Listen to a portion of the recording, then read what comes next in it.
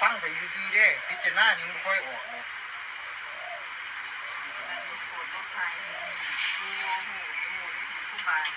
โอ้เดี๋ยวคืออันนี้ที่สันเฮ็ดไว้นี่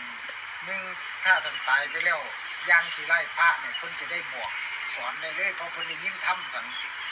คนจะบ่ได้เหยียดยำนินท่าตอนเขาตายไปแล้วเขาจะบ่ได้เป็นบาปสัตว์โลกเนี่ยความหมายมันผู้ใดเคยได้ประมาทเคยอย่างเขาไว้นะงานเขาตายแล้วเปิดรถพวกเธอเฮ็ดจังได๋มีปัญญาเปิดแม่ในงานบ่ต้องเอื้อนใครมากก็ได้แต่ว่าอยากจะเป็นท่านก็อัดแล้วไปแจกน้ำวัดรถเพื่อล้างมุนทินให้เฮา